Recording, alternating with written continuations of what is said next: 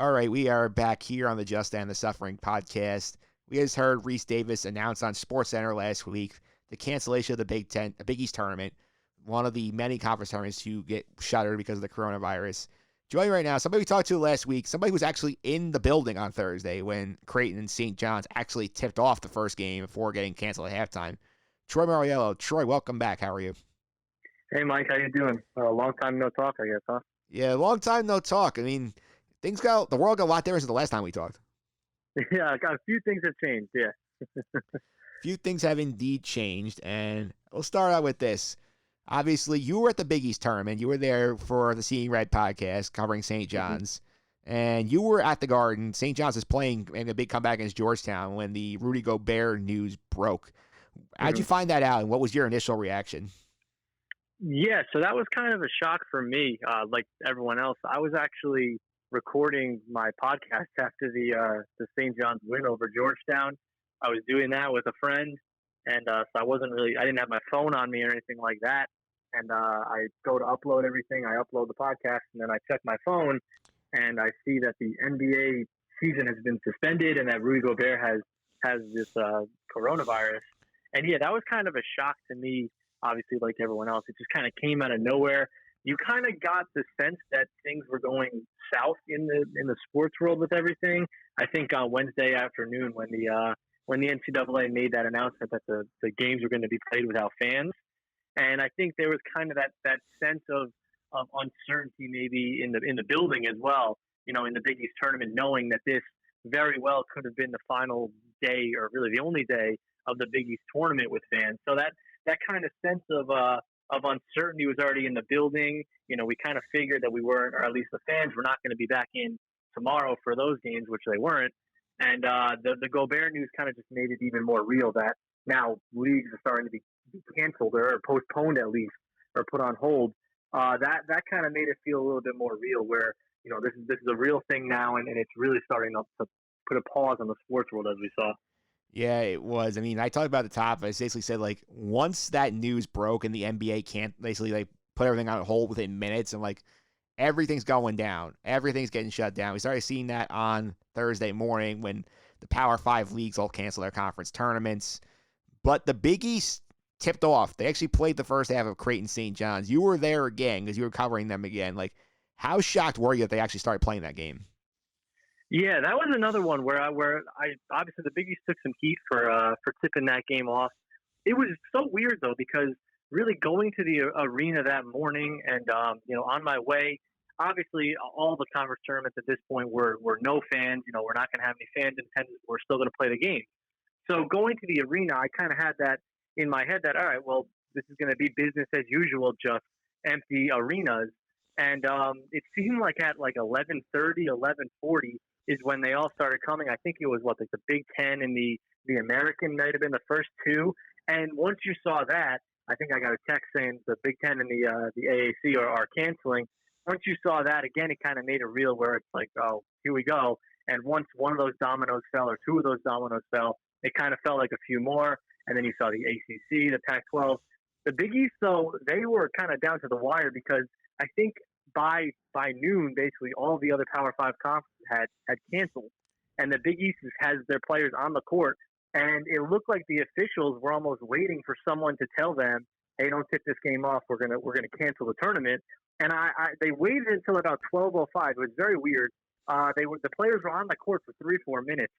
Seemed like they were just gonna tell them to walk off, and then all of a sudden the official just kind of shrugged his shoulders and was like, "All right, let's go." And they tipped the ball off, and there we go. From that moment, it was just kind of like, what are we doing here? I'm a St. John fan, obviously, not in addition to covering the team. I couldn't even really get into the game because I knew there's no way that they finish this game.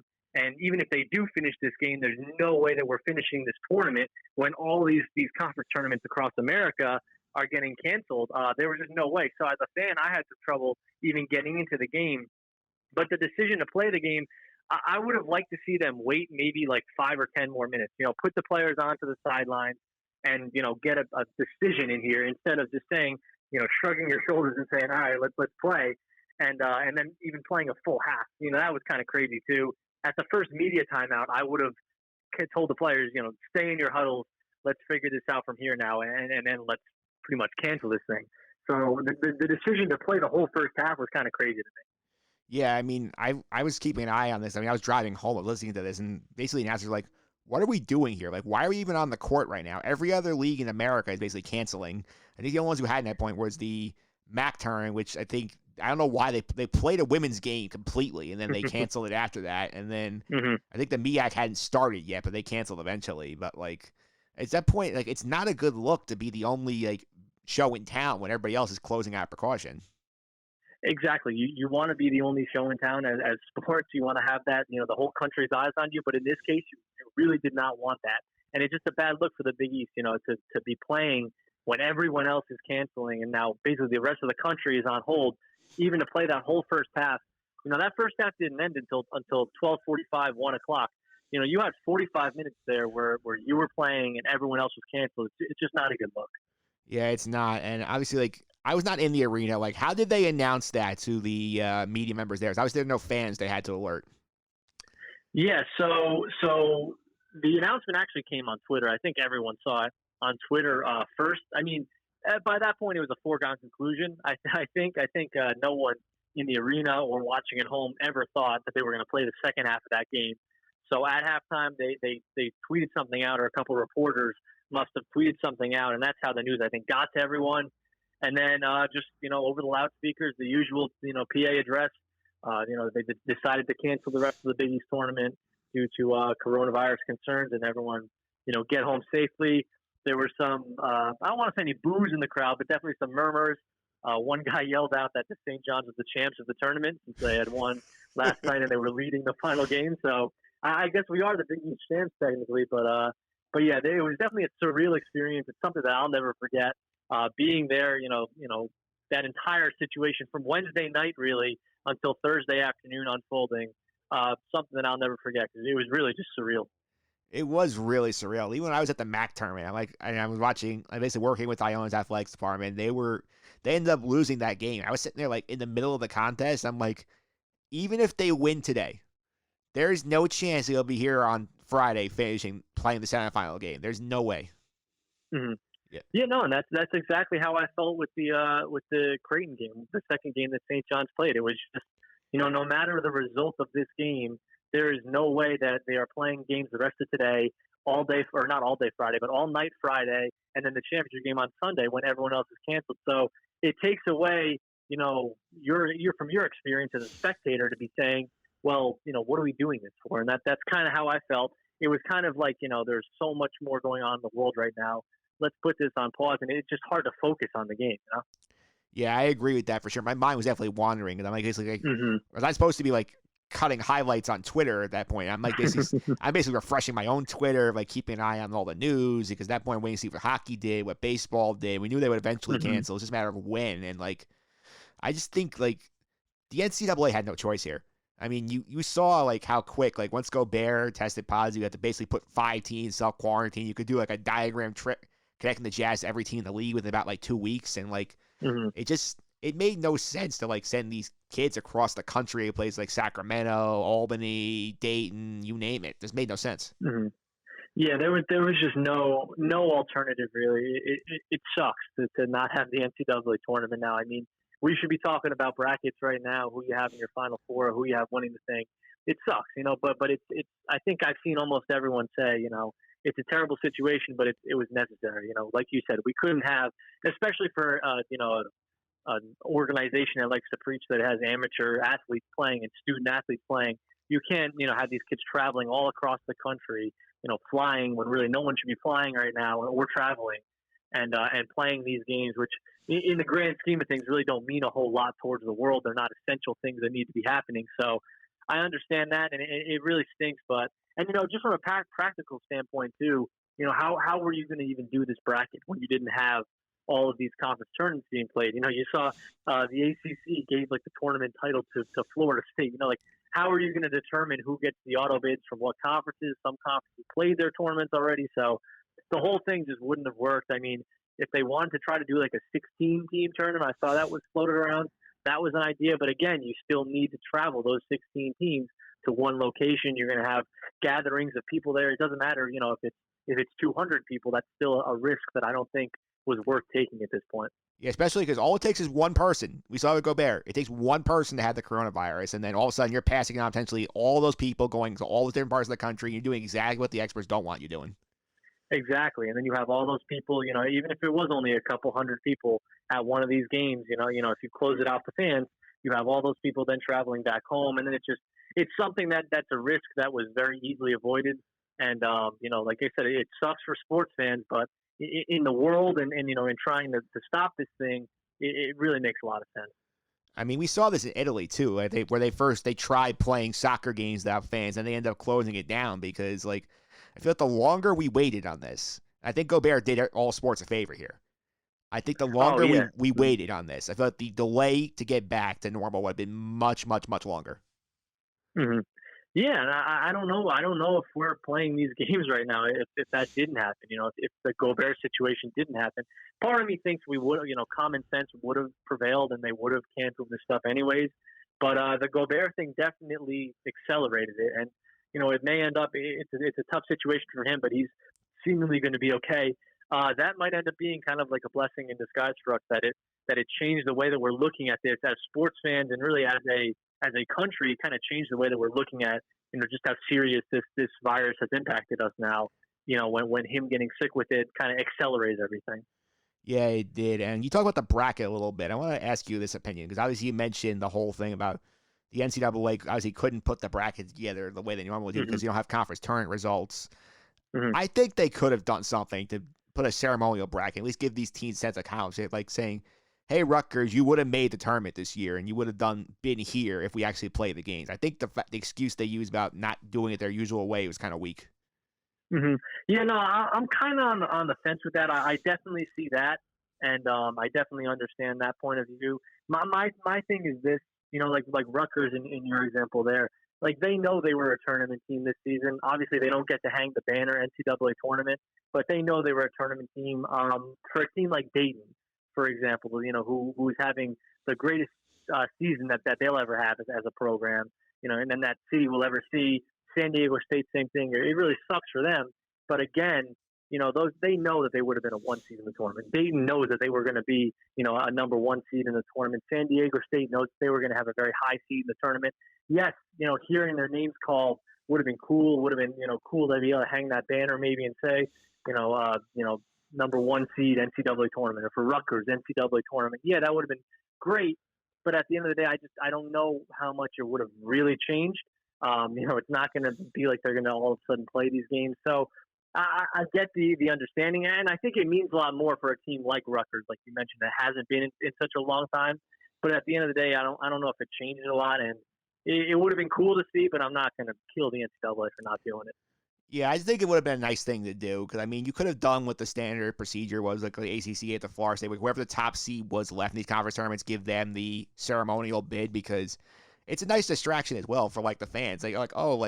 We could pretend that this would have been the tournament. We could have actually had discussions about, who would have won this matchup, who won this matchup. It just feels like it wouldn't have taken that much effort to do it. And I feel like it does come off as a little bit yeah, I don't know what the right word is. I gotta say, kind of big time-ish of oh, we don't need to do this anymore. Yeah, no, I definitely get that, and yeah, it is tough, and like you said, you see a team like Rutgers who is clearly headed to the NCAA tournament now. They don't get that. For a team like that, it really stinks, and they could have found a way if they really wanted to. I just don't know if they, maybe it was kind of a big time type thing, but I don't know if they really were too motivated to do that for whatever reason. Maybe they feel like they have some bigger stuff to handle, but yeah, I mean, it wouldn't have been too difficult for them to do it. Yeah, it wouldn't have been too difficult. But they have bigger stuff to handle. Obviously, they had to cancel all the spring sports. Sometimes they're giving the athletes who play those sports eligibility for another year, which I think is fantastic because, it's not their fault. You basically played, 3 weeks of baseball games, and then, your college career could be over, which I don't like that. I'm glad they did that. I wonder, do you think it's possible they would extend to some of, these winter sports athletes, like the basketball and hockey players who didn't actually finish the season and maybe just played on with the regular season? Yeah, that's I feel really bad for those kids, and I just don't know if there's anything that they could do there. They played, in college basketball, for example, you played 30 games. Some of these kids already played their full seasons. Just in the Big East alone, you had Miles Powell, Marcus Howard, Kamar Baldwin, all guys that probably had their careers kind of cut short. And then around the country you have someone like Azubuike on Kansas, guys like that. Seniors. Cassius Winston is another one that didn't get that final moment, that didn't get that shot at glory or that one shining moment, if you will, because of this virus. So that really stinks for them. But I just don't know how you would do that. Teams are already planning to lose those guys, first of all, because they're seniors, and second of all, they played almost a full season, so it's really tough to figure something out that would basically give them a fifth year of eligibility now. So again, it's another situation where I think they're just kind of the ones who get the most impacted by this, and it's a very, very negative impact, and it stinks. But I don't know if there's anything you could do about that.